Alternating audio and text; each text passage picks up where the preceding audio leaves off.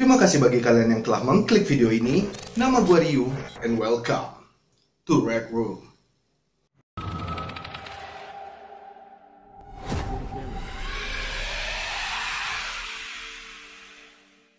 Pada video kali ini, kita akan membahas sebuah kasus dari seorang anggota kepolisian yang dijuluki manusia serigala Siberia. Dia dikabarkan telah membunuh lebih dari 80 orang korbannya. Ingin tahu kisah selengkapnya? Mari kita mulai ceritanya.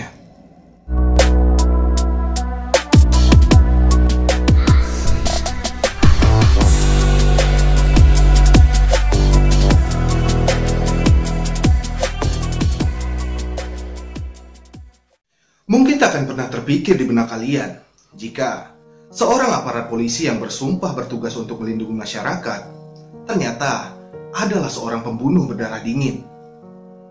Warga yang seharusnya merasa aman karena telah ditolong oleh tangan yang benar, justru malah mendapatkan malapetaka. Atau mungkin pertolongan tersebut akan menjadi akhir dari hidupnya. Mikhail Povkov. Dia adalah seorang agen polisi yang memanfaatkan seragamnya untuk mendapatkan kepercayaan dari para korbannya. Lebih dari 80 korban pembunuhan telah dieksekusi langsung oleh Mikhail Povkov. Dari kejadian tersebutlah dia mendapatkan julukan manusia serigala Siberia. Mikhail Povkov memiliki masa kecil yang sangat kelam. Ia dilahirkan tanpa seorang ayah, sebab kehidupan masa muda ibunya selalu bergonta-ganti pasangan. Bahkan ibunya sendiri tidak mengetahui siapa pria yang merupakan ayah kandung Mikhail Povkov. Akibatnya, Mikhail Povkov mendapatkan perlakuan yang tidak pantas diterima oleh seorang anak pada umumnya. Sejak kecil, Mikhail Povkov mendapatkan perlakuan kasar dari ibunya. Inilah yang menyebabkan terbentuknya kepribadian Mikhail yang sangat keras dan juga kasar. Saat Mikhail Povkov beranjak dewasa, dia pun berhasil lolos menjadi anggota kepolisian Rusia pada saat itu. Namun, trauma masa kecilnya masih membekas dalam pikirannya. Akibat dari trauma masa kecil inilah yang menyebabkan Mikhail membunuh begitu banyak korban dengan tangannya sendiri. Menurut Mikhail, naluri membunuhnya muncul secara spontan setelah melihat seorang pelacur yang sedang mabuk dan mirip seperti ibunya. Rupanya hubungan menyakitkan antara Mikhail dengan ibunya di masa kecil masih membekas bahkan setelah ia menjadi seorang polisi. Tempat yang dipilihnya untuk melakukan kejahatan adalah kota Engars. Ini adalah salah satu kota kecil yang berada di Siberia. Telah terhitung puluhan wanita yang telah dibunuh oleh Mikhail, sehingga para wanita menjadi takut untuk pergi keluar rumah ketika malam hari. Dari sinilah tersebar rumor tentang manusia serigala yang membunuh korbannya dengan cara yang sangat sadis. Tindakan modus operasinya selalu sama. Mikhail selalu memilih wanita yang sedikit gemuk dan berusia sekitar 17 hingga 40 tahun. Dan dia selalu menargetkan korban yang sedang dalam keadaan kondisi setengah mabuk. Saat menemukan korbannya, Mikhail yang masih berseragam polisi akan menawarkan tumpangan dan mengantarkan korbannya sampai ke tujuan dengan menggunakan mobil polisi. Karena kebaikan dan otoritas posisinya sebagai polisi, tidak akan ada wanita yang menolak ajakan tersebut, bahkan untuk sekedar mencurigainya. Sampai pada akhirnya, di balik seragam tersebutlah seorang pembunuh berantai yang sadis menyembunyikan kedoknya. Begitu korban sudah masuk ke dalam mobil, di tengah perjalanan, Mikhail langsung membenturkan kepala korban sampai membuatnya tidak sadarkan diri. Dan mereka pun pergi menuju ke pinggiran kota. Di sana, Mikhail akan mencari tempat terpencil, tempat di mana aksi kejahatannya tidak akan diketahui oleh orang lain. Setelah meletakkan korban di tempat yang tidak dapat dilihat oleh orang lain, Mikhail langsung menanggalkan pakaian korbannya dan memukulnya dengan benda tumpul atau dengan senjata lainnya seperti kapak, pisau, obeng, palu, ataupun tongkat bisbol. Kemudian Mikhail pun mulai memperkosa korbannya tersebut. Dan setelah memperkosanya, Mikhail mengakhiri hidup korbannya dengan cara mencekik dan juga menikamnya. Setelah itu dia meninggalkan korbannya di hutan ataupun di jalan yang sangat jarang dilewati orang lain. Pola-pola operasi yang dilakukan oleh manusia serigala Siberian tersebut semuanya memiliki kesamaan. Hanya ada dua korban yang mengenali Michael Povkov. Yang pertama adalah Svetlana Mishevicius, seorang wanita yang berusia 17 tahun yang menjadi salah satu korban pada malam penyerangan itu. Saya pikir aman untuk pergi dengan seorang polisi, jelasnya dalam sebuah wawancara di Daily Mail. Pada malam di tanggal 26 Januari 1998, cuaca yang sangat dingin di Engars.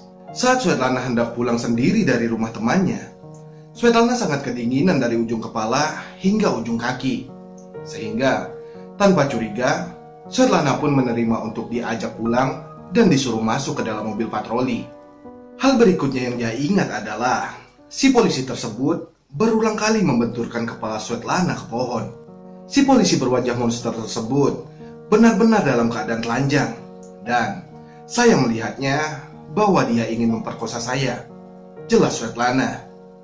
Namun, Svetlana tidak bisa berkata-kata, tidak menanggapi atau mengatakan apapun lagi, karena sudah tidak memiliki tenaga untuk melawan.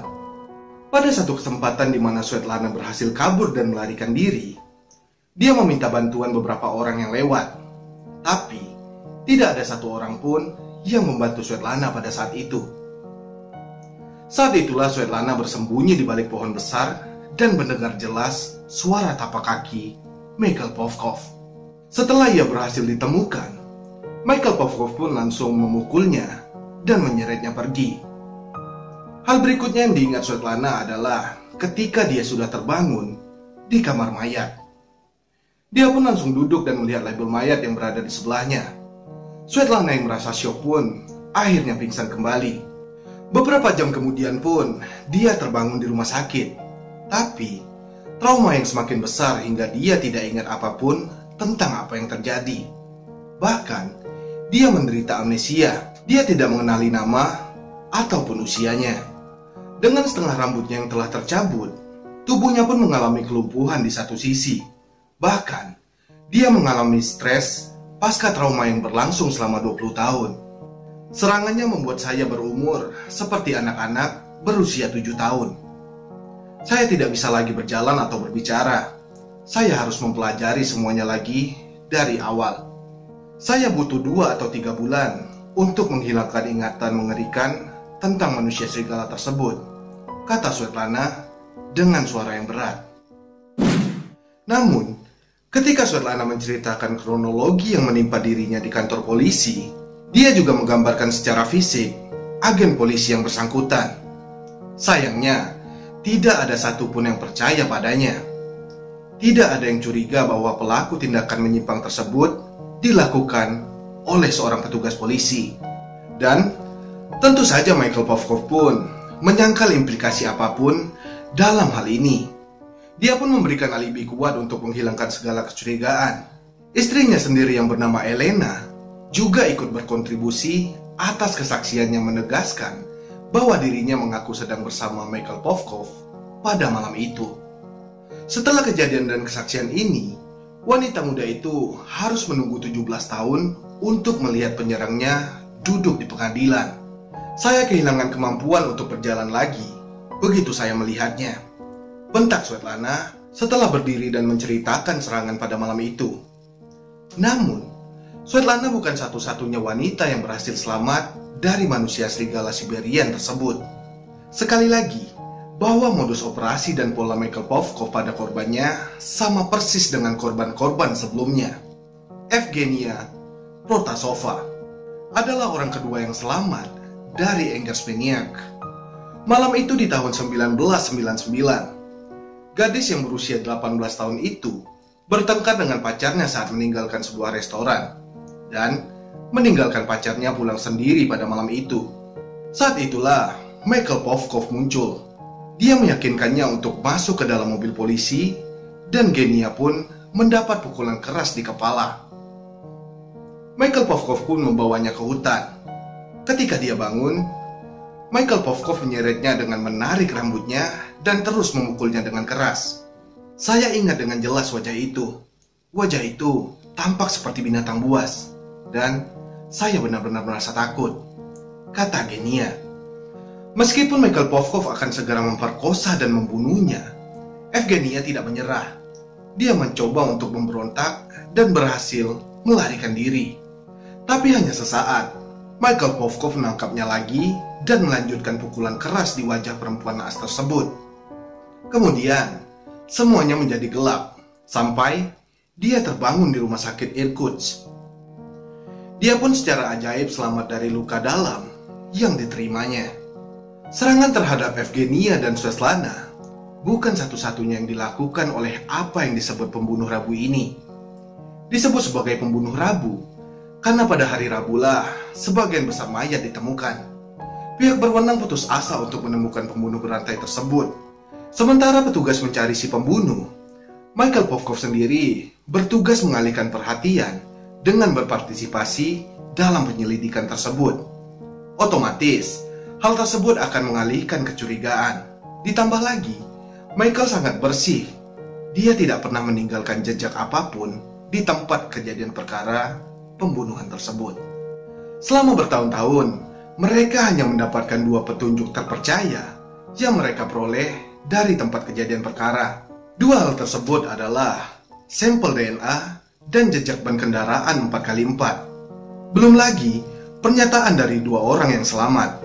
Setelah hampir 2 dekade melakukan penghentian dalam penyelidikan, di tahun 2012, salah satu penyelidik mengusulkan cara baru. Cara yang diusulkan adalah membandingkan DNA tersangka dengan DNA perwira polisi aktif dan pensiunan yang dimiliki oleh Bank Data terkait DNA dari sekitar 3.500 orang. Tapi, ada 1 orang yang DNA-nya cocok dengan sempurna. Namanya adalah petugas Mikhail Povkov. Setelah mendapatkan kecocokan DNA, tim penyelidik memutuskan untuk menganalisis jejak kendaraan yang ditemukan di TKP. Dan setelah dianalisis, mereka menyimpulkan bahwa jejak tersebut dibuat oleh mobil Jeep Neva. Sehingga, para polisi melakukan pencarian intensif ke seluruh kota untuk orang-orang yang memiliki model Jeep tersebut. Dan yang menggemparkan pihak kepolisian adalah jejak mobil Jeep tersebut ternyata adalah milik Mikhail Povkov. Semua tanda kriminal menunjuk kepada Mikhail Povkov dan telah terungkap siapa si manusia serigala Siberia itu. Mikhail Povkov pun ditangkap pada tanggal 23 Juni tahun 2012. Dia mendapatkan tuduhan telah membunuh 29 wanita, meskipun dia hanya mengenali 24 wanita yang telah dieksekusinya. Selama pernyataannya, baik di kantor polisi maupun di pengadilan, Mikhail Povkov hanya mengatakan dia ingin membersihkan kotanya dari wanita tidak bermoral yang harus dihukum seberat-beratnya. Hukuman berikutnya datang pada bulan Desember tahun 2018, ketika pengadilan regional Irkutsk menginformasikan bahwa Povkov sudah dikonfirmasi telah membunuh 59 wanita lainnya. Artinya, ia melakukan total 81 pembunuhan berencana. Yang terakhir masih belum terpecahkan. Dia dijatuhi hukuman penjara seumur hidup dan dipenjara dengan keamanan tingkat tinggi. Demikianlah vonis yang dibacakan oleh hakim. Bagaimanapun, salah satu penyidik utama kejahatan pembunuhan berantai ini, Letnan Kolonel Karsevsky, yakin bahwa Mikhail diketahui melakukan lebih dari 100 kejahatan. Jika diusut lebih dalam, mungkin bisa mendekati angka 200 saat ini. Dan terkait konfirmasi angka-angka ini, maniak anggar sudah melampaui tukang daging Rostov yang melakukan total pembunuhan 53 kali, atau pembunuh catur yang melakukan 48 kali pembunuhan. Dan itulah dia tadi kisah serial killer manusia serigala Mikhail Povkov yang telah terkuak aksi kejahatannya. Terima kasih bagi kalian yang telah menonton video ini sampai habis. Sampai bertemu di video selanjutnya. See ya. Bersihkan kotanya dari wanita tidak bermolar